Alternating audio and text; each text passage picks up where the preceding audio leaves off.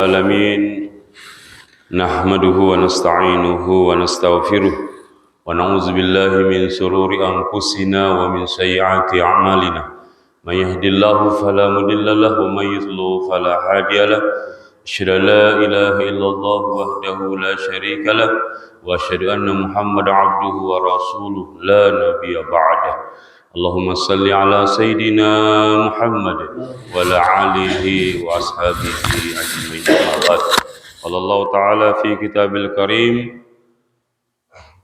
بعد أعوذ بالله من الشيطان الرجيم بسم الله الرحمن الرحيم كنتم خير أمة أخرجت للناس تأمرون بالمعروف وتنهون عن المنكر وتؤمنون بالله فقال رسول الله صلى الله عليه وسلم كل أمتي يدخلون الجنة إلا من أبى يا رسول الله قال من أطاعني دخل الجنة ومن عصاني فقد أبى صدق الله العظيم وصدق رسول النبي الكريم ولا حول ولا قوة إلا بالله العلي العظيم.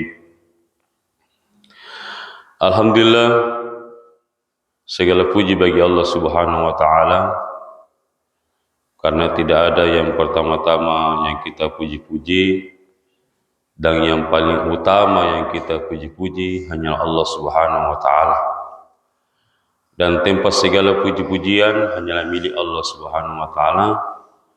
Maka mari kita senantiasa memanjatkan puji syukur kita kehadirat Allah Subhanahu wa taala. Karena sampai detik hari ini Allah Subhanahu wa taala masih memberikan kesempatan, kekuatan dan kesehatan kepada kita semua. Dan yang terpenting adalah nikmat iman dan nikmat Islam.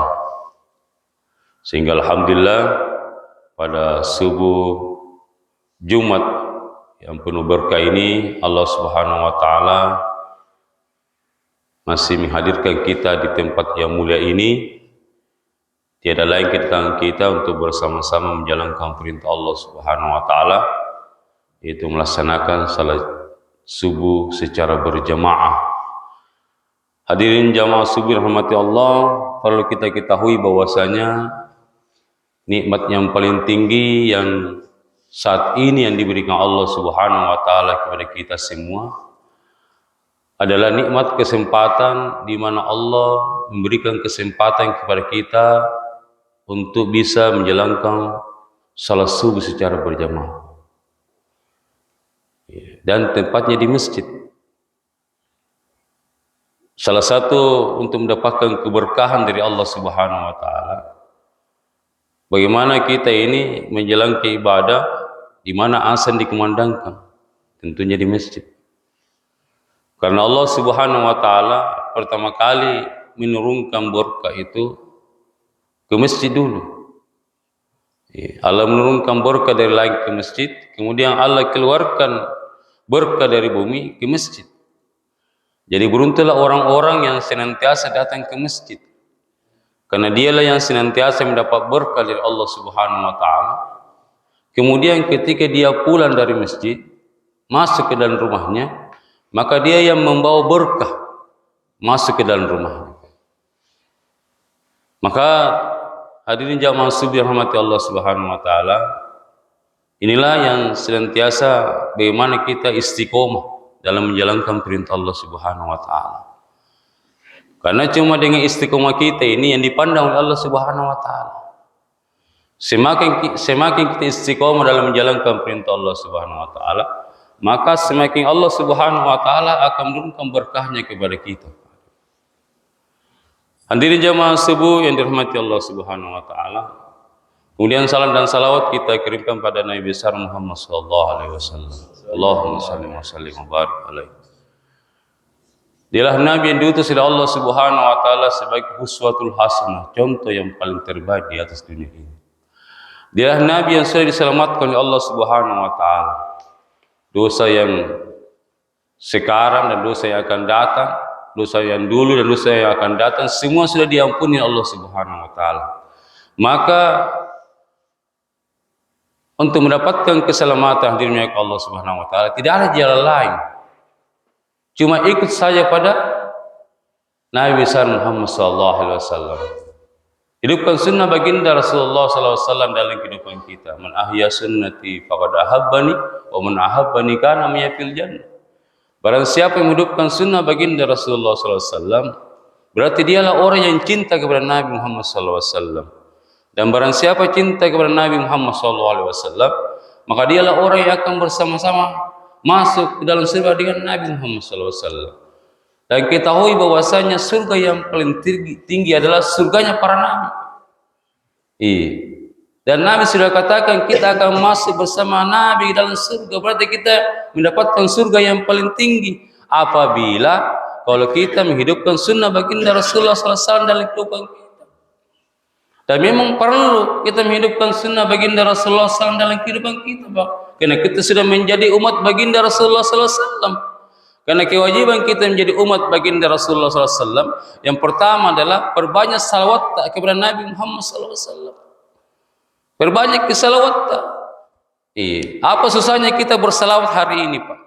Bersalawat ini hanya menggunakan dengan mulut, lidah, dengan mengucapkan Allahumma salli ala sayyidina Muhammad wa ala ali sayyidina Muhammad.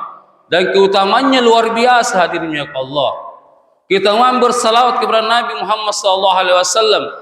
Ya, sering kali kita mendengarkan setiap Jumat itu disampaikan oleh para khatib di atas mimbar. Barang siapa yang perbanyak salawatnya, apalagi hari ini hari Jumat. Hari Jumat ini, Pak. Kalau perbanyak salawat, maka Nabi katakan dialah orang yang paling dekat dengan saya, kata Nabi, dan akan mendapatkan syafaat dari saya, kata Nabi. Padahal nanti ketika kita ditumpulkan nanti di padang mahsyar, luar biasa banyaknya orang, Pak. Hari ini saja ini, Pak, menurut data daripada penduduk ini 8 miliar orang, Pak. Yang hari ini belum yang lalu-lalu yang sudah meninggal, Pak. Kira-kira masuk di akal itu kira-kira dikumpulkan dalam satu tempat 8 miliar, kira-kira bisa dekat dengan Nabi. Di lapangan saja Pak kita biasa berkumpul itu ratusan orang nah tidak gampang orang berdekatan. Apalagi dibilang 8 miliar ditambah lagi orang yang terdahulu yang sudah meninggal. Kira-kira bisa kita. Inilah berkahnya salawat kepada Nabi Muhammad SAW yang cuma dengan lidah kita mengatakan Allahumma salli ala sayyidina Muhammad, tapi luar biasa keutamanya. Kita akan paling dekat dengan Nabi dan insya Allah akan mendapatkan syafaat dari baginda Rasulullah SAW. Dan cuma salah satu Nabi yang bisa memberikan syafaat nanti di yaumul kiamah cuma Nabi Muhammad SAW, Pak. Nabi yang nanti bisa memberikan syafaat. Inilah yang perlu kita senantiasa kita jaga istiqomah ini bersalawat. Tapi aneh hari ini kita, Pak, hadirin Allah, sudah menjadi umat baginda Rasulullah SAW, tapi jarang kita bersalawat kepada Nabi Muhammad SAW, Pak. Itu pun kita bersalawat 5 kali sehari. Dalam salat juga kita bersalawat, Pak. Di luar salat lupa bersalawat kepada Nabi Muhammad SAW. Makanya Nabi SAW senantiasa kita mengajarkan kepada kita hari ini, Pak, minimal kita bersalawat pagi dan petang. Setelah kita menjalankan ibadah salat, menjaga ini sikit pagi petang ini luar biasa. Pernah saya mendengar, Pak, satu ceramah dari kiai dari Jawa. Barang siapa yang senantiasa menjaga sikit pagi petangnya ini, Pak, maka Allah Subhanahu wa taala akan mudahkan segala hajat-hajatnya. Allah Subhanahu wa taala akan mudahkan rezekinya. Dan Allah Subhanahu wa taala akan berikan rezeki dari arah tidak sangka-sangka. Tapi tidak gampang, Pak, untuk menjaga zikir ini. Karena perlu waktu. Dan hari ini kita banyak sibuk dengan pekerjaan kita. Banyak sibuk dengan keluarga kita. Lupa bersalawat kepada Nabi Muhammad SAW. Padahal Nabi Muhammad SAW senantiasa memikirkan kita, Pak. Nabi tidak pernah memikirkan keluarganya. Sampai mati pun Nabi tetap memikirkan kita, Pak. Ummati, bagaimana dengan umatku? Dan ketika dibangkitkan lagi di padang mahsyar di yaumul kiamah, apa yang pertama kali katakan Nabi kita Muhammad SAW? Ummati, bagaimana dengan umatku? Kita yang senantiasa dipikir Nabi SAW. Cuma kita hari ini, Pak, tidak bersyukur. Allah Subhanahu wa taala sudah mengirim Nabi Muhammad SAW kepada kita, tapi kita lupa bersalawat kepada Nabi Muhammad SAW. Maka dimuliakan Allah Subhanahu wa taala. Nah, inilah kita. Bagaimana kita senantiasa istiqomah ini? Tidak berajit untuk bersalawat, Pak. Cuma bersalawat ini tidak menggunakan ruku sujud seperti salat. Cuma dengan lidah saja bagaimana kita mengatakan Allahumma shalli ala sayyidina Muhammad. Bahkan jangankan kita sebagai manusia biasa, Allah dan para malaikat ini bersalawat kepada Nabi Muhammad SAW. Luar biasanya ini, Pak. Keagungan bersalawat kepada Nabi Muhammad SAW. Allah saja dan para malaikat bersalawat kepada Nabi, apalagi kita ini manusia biasa, manusia yang hina, yang diciptakan dari setetes cairan sperma, setetes air hina ini pada ciptaan kita. Dan kita lupa bersalawat kepada Nabi Muhammad SAW. Asbab kita dilahirkan ini karena asbab Nabi Muhammad SAW. Dan hari ini kita tidak bersyukur Allah Subhanahu wa taala mendatangkan Nabi Muhammad SAW sebagai penyelamat kita nanti di hadapan Allah Subhanahu wa taala. Marinya ke Allah Subhanahu wa taala ini jadi kita istiqomah, Pak. Jangan lupa bersalawat kepada Nabi Muhammad SAW. Apa susahnya bersalawat? Kemudian yang kedua, bagaimana hidupkan lagi sunnah baginda Rasulullah SAW dalam kehidupan kita, terutama diri kita. Jaga daripada sunnah-sunnah dalam diri kita sendiri, Pak. Ini pertama dulu kita ini harus menjaga sunnah-sunnah dalam diri kita, Pak. Karena kita sudah mengetahui bahwasanya apapun yang sudah dicontohkan Nabi Muhammad SAW itulah yang terbaik. Tapi hari ini kita banyak melalaikan daripada sunnah-sunnah baginda Rasulullah SAW. Bahkan makan minum saja ini, Pak. Terkadang kita ini makannya kita berdiri, minumnya berdiri, Pak. Padahal Nabi sudah mencontohkan bahwasanya kalau kita mau makan, makan dengan duduk. Kalau kita mau minum dengan duduk. Inilah sunnah baginda Rasulullah SAW. Tapi terkadang karena kita ini banyak lalai daripada sunnah baginda Rasulullah SAW, sehingga kita lupa makan berdiri, minum berdiri. Padahal yang kita mau hari ini, Pak, apapun yang kita lakukan hari ini, semua bernilai ibadah di sisi Allah Subhanahu wa taala kalau dilakukan dengan sesuai contoh baginda Rasulullah SAW. Nah, inilah perlu kita ketahui. Makanya hadirin yang Allah Subhanahu wa taala, hari ini banyak saudara-saudara datang kepada masjid-masjid ini untuk belajar menghidupkan sunnah baginda Rasulullah SAW dalam kehidupan kita, Pak. Terutama diri kita dulu kita ini, Pak. Bagaimana bisa kita menjadi rita atau menjaga lagi keluarga kita, bahkan diri kita lagi hari ini, Pak, tidak bisa menghidupkan sunnah baginda Rasulullah SAW. Bahwa Allah sudah katakan ku anfusakum wa ahlikum nar, jagalah dirimu dan keluarga dari api neraka. Diri kita saja kita tidak bisa menjaga sunnah baginda Rasulullah SAW, apalagi masuk ke dalam keluarga kita. Karena kita ini menjadi contoh ini, Pak. Dalam keluarga kita sebagai pemimpin. Sebagai pemimpin ini adalah mencontohkan hal yang terbaik sesuai dengan contoh baginda Rasulullah SAW. Menginjarkan kepada anak istri kita bagaimana menghidupkan sunnah baginda Rasulullah dalam keluarga. Yang hari ini kita banyak lupa.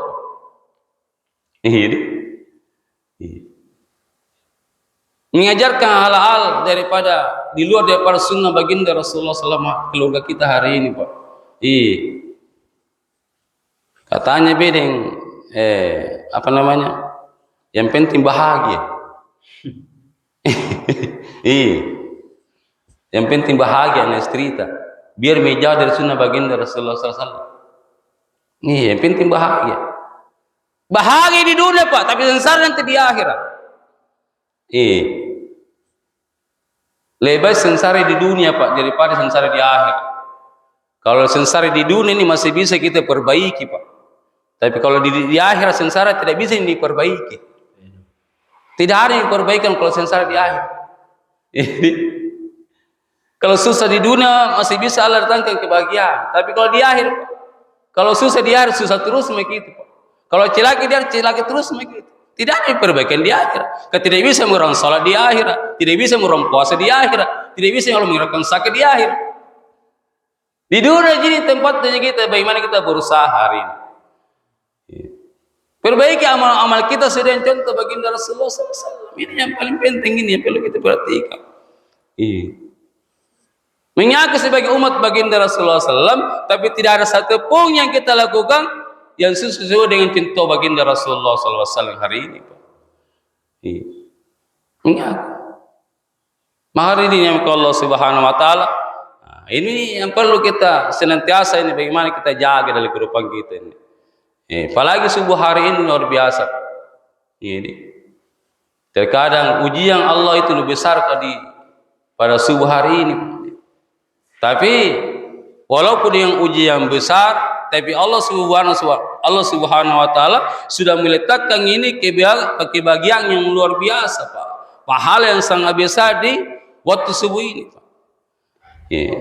Jangankan sebelum kita masuk daripada salat subuh di masjid ini, gerak kita mulai dari rumah sampai masuk ke masjid ini luar biasa. Allah sudah kasih pahala yang sangat besar.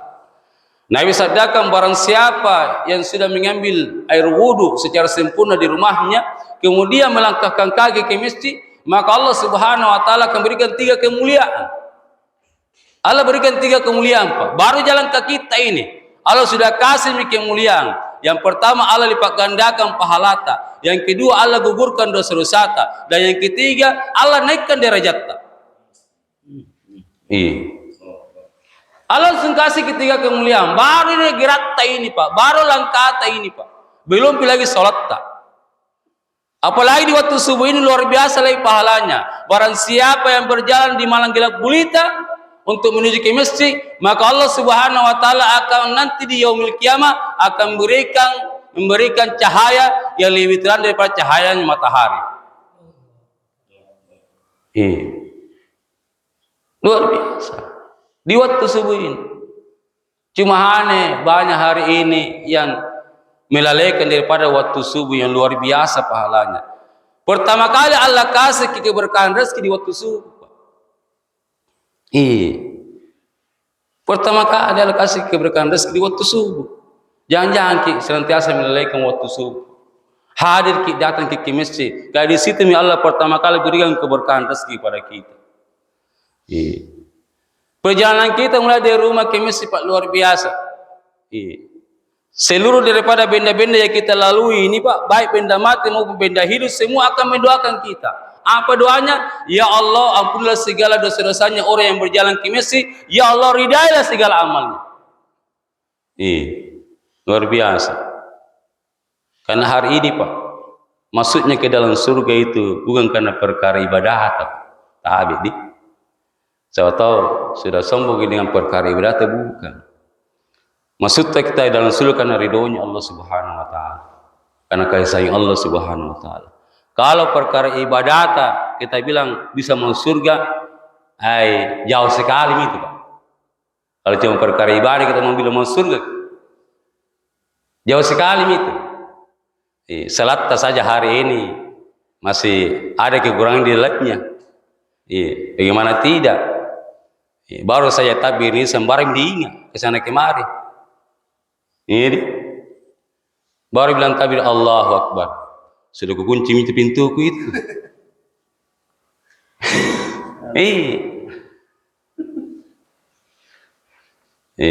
Jadi baru takbir lagi di pintu yang diingat, sudah kunci pintuku itu. Saking gelisah itu. Padahal itu Allah sudah menjamin, Pak. Bagi orang yang bertakwa akan jaga itu hartanya, jangan minta. Bagaimana? Baru takbir saja, kunci pintu yang diingat, sudah itu kunci pintuku.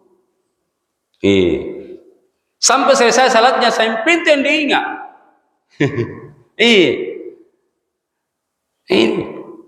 Jadi kalau perkara ibadah menentukan untuk mau surga, jauh sekali, Pak. Tapi karena ridho Allah Subhanahu Wa Taala sehingga kita bisa masuk. Langkah-langkah menuju ke masjid ini, Pak, luar biasa. Satu kali melangkah Allah Subhanahu Wa Taala kasih satu pahala. Bayangkan, Pak, kalau ada itu jaraknya antara rumah 10 meter ke masjid. Kalau 10 meter itu jaraknya rumah ke masjid, maka itu jumlah langkah itu 20 langkah. Jadi karena 1 meter itu 2 langkah. Cocok Pak di 1 meter itu langkah. Kalau ada di sini 1 meter 1 langkah, kasih naik tangannya, longga aja. Panjang. Iya. Bahwa pada umumnya itu Pak, 1 meter itu pasti 2 langkah. Tidak ada 1 meter 1 langkah itu, longga aja. Iya. Di 20 saja ini langkah yang kita dah langkahkan ke masjid. Allah sudah kasih 20 pahala, dan dalam Al-Quran Allah Subhanahu wa Ta'ala sudah jelaskan 1 pahala ini dilipat gandakan menjadi 10 kebaikan. Iya. Jadi kalau 20 pahala berarti 200 kebaikan. Jadi kalau PPK pulang balik ini dari masjid berapa ini semua? 400 kebaikan. Baru langkah. Jadi Allah sudah lipat gandakan itu pahala atas menjadi 400 kebaikan kalau 10 meter. Bagaimana kalau 20 meter? Bagaimana kalau 50 meter? Bagaimana kalau 100 meter? Tambah tinggi lagi pahalanya Pak. Luar biasanya. Tambah tinggi nih pahalanya. Iya. Yang 100 meter mungkin naik motor ke masjid. Pertanyaannya Pak hari ini, kalau naik motor ke masjid apanya yang dihitung? Tahu? Ada yang naik motor ke sini? Tidak ada. Tidak ada yang naik motor. Kalau naik motor ke masjid kira-kira apanya yang dihitung? Tahu beda. Banna, kilometerna, bensinna, kaca spionna. Apanya dihitung? Dihitung semua. Dihitung semua. Itu bensin apa aja tidak mau mian. Dihitung semua beda. Apanya kira-kira yang dihitung? Yang dihitung adalah timbangannya. Karena nanti di Indonesia ditimbang semua amal Pak. Tidak ada itu. Semua amal akan ditimbang.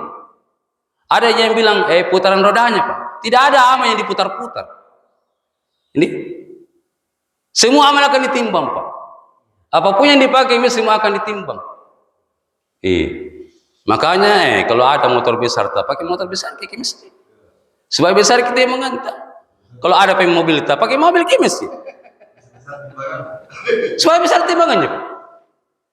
Tidak ada larangan dalam Quran bilang dilarang orang naik mobil ke masjid. Adakah? Kasih lihat kemana itu dalilnya Pak. Kalau ada bilang dalilnya dilarang naik mobil ke masjid. Kasih lihat Pak. Kenapa saya suruh naik mobil ke masjid? Supaya nanti akan menjadi saksi itu di hadapan Allah Subhanahu wa Ta'ala. Ya Allah, saya ini mobil pernah tunjuk napai ke masjid. Supaya ini Pak tidak dihitung, nanti tidak dihisap ke mobil kita. Jangan sampai ditaruh di rumah. Itu juga kalau dipakai itu masjid. Kalau pergi pernikahan, acara, tidak perlu dipakai ke masjid. Mobil mole ini sembarang, apalagi eskavator sekalian. Dipakai ke masjid Pak. Buang apanya? Sebetulnya tidak menyesat. Lebih berat ini timbang keburukan dibandingkan timbang amal kebaikan Pak. Celaka begitu kalau lebih berat timbang keburukan dibandingkan timbangan kebaikan. Bagaimana kira-kira? Tidak ada yang perbaikan kalau di akhir Pak. Tidak ada yang perbaikan. Di dunia saja bagaimana kita senantiasa ini perbanyak amal tak. Ada orang bilang Pak, memang di Al-Quran dibilang amal yang paling terbaik, asanu amala, kan begitu. Amal yang terbaik, bukan banyak, bukan sedikitnya. Tapi kalau tidak, kalau hitung-hitungan yang mana yang paling baik, yang banyak atau sedikit? Pasti yang banyak Pak. Karena amal nanti di akhir ini akan dihitung Pak. Kan begitu ceritanya. Kan ada perhitungan amal namanya nanti di akhir Pak. Maka hari ini kita berusaha bagaimana perbanyak amal hari ini. Ini langkah kaki saja luar biasa, banyak pahala. Ini istiqomah ini pahala sebetulnya. Dan untuk mendapatkan ini, bagaimana ada kekuatan untuk melangkahkan kaki? Tiada cara lain, Pak. Tingkatkan iman kita. Karena cuma iman saja ini yang bisa ini menjalankan perintah Allah Subhanahu wa Ta'ala. Cuma iman ini memberikan kekuatan Pak. Makanya tingkatkan kekuatan untuk biasa saja datang ke masjid ini walaupun hujan keras. Kalau iman besar Pak, insya Allah pasti datang ke masjid. Tapi kalau iman lemah, walaupun setinggi apa ilmu tak, kalau lemah ini mantap, susah untuk datang ke masjid. Baru saja hujan-hujan rintik-rintik, tidak mau datang ke masjid. Jangan mereka hujang. Biar di rumah itu bisa orang salat. Iya, betul. Biar di rumah bisa salat, Pak. Betul. Tapi tidak ada keberkahan di dalamnya. Karena Allah Subhanahu wa taala cuma simpel keberkahan di masjid. Betul. Salat di rumah sah bisa. Tapi keberkahan tidak ada, Pak. Pahalanya juga sedikit. Kalau dibandingkan di masjid kita mendapatkan satu kali salat mendapatkan 27 derajat, 27 pahala. Tapi kalau di rumah kita 1 pahala. Itu pun kalau khusuk. Kira-kira jaminnya khusuk kalau di rumah itu salat. Makanya dianjurkan kita datang ke masjid untuk salat berjamaah.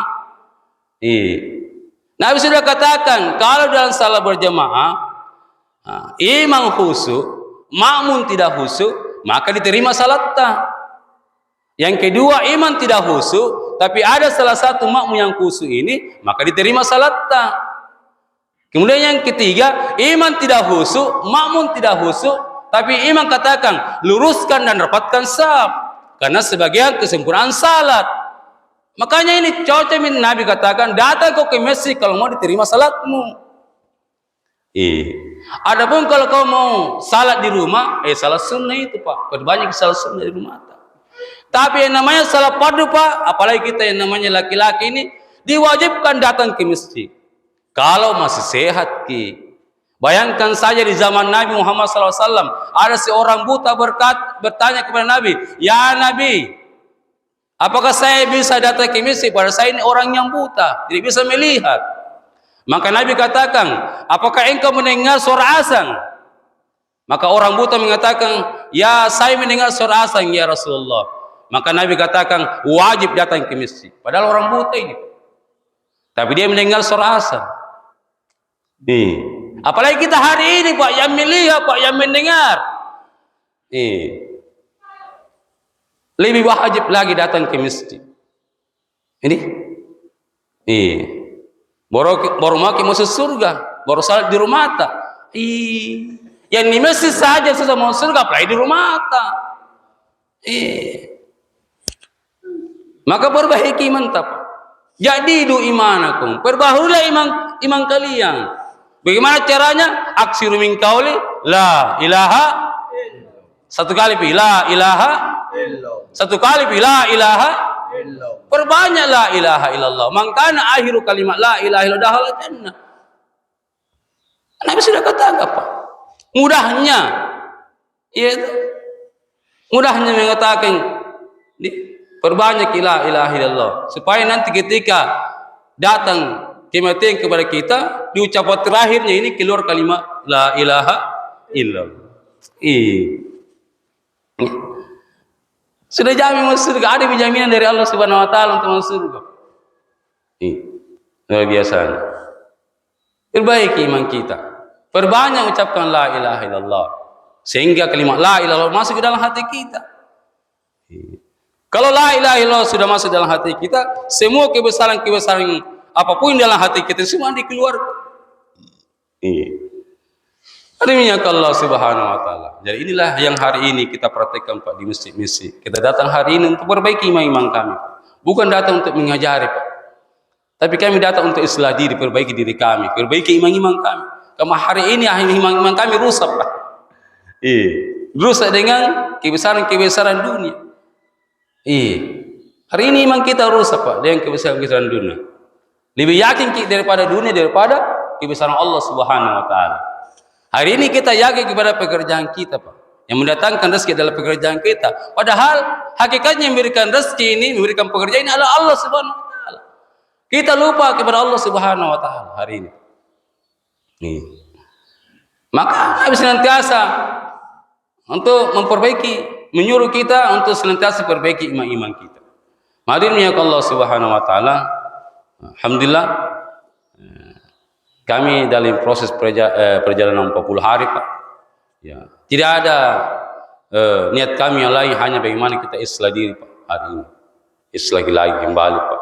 Karena kalau tidak kita perbaiki daripada iman kita, lambat laun iman kita akan lemah. Sama juga itu HP. Kalau HP itu senantiasa dipakai saja, lama lagi itu akan lobek. Kalau lobek pasti dicas. Berarti kembali. Kalau hari ini iman kita hanya dipakai saja, Pak, tidak pernah kita perbaharui lagi, maka lama-lama iman kita akan lobek juga seperti kayak HP. Nah, harus cas lagi. Dan manakala kalau iman kita lagi lobek, Pak, yakin bahwasanya berjalan saja kami susah itu. Yakin saja. Berjalan saja kami susah itu, apalagi menjaga perintah Allah Subhanahu wa taala. Ada yang niat tak? Sebentar deh. Gampang itu biar salat duhur, biar masuk salat asar bisa aja. Nih, salat asar biar masuk di salat maghrib bisa aja. Salat maghrib biar masuk salat isya bisa aja. Apalagi salat subuh sampai apalagi salat isya sampai waktunya salat subuh ya. Lebih jauh lagi waktunya. Ada yang pikiran tak begitu karena lima iman tak. Karena yang penting sholat kan? Yang penting sholat.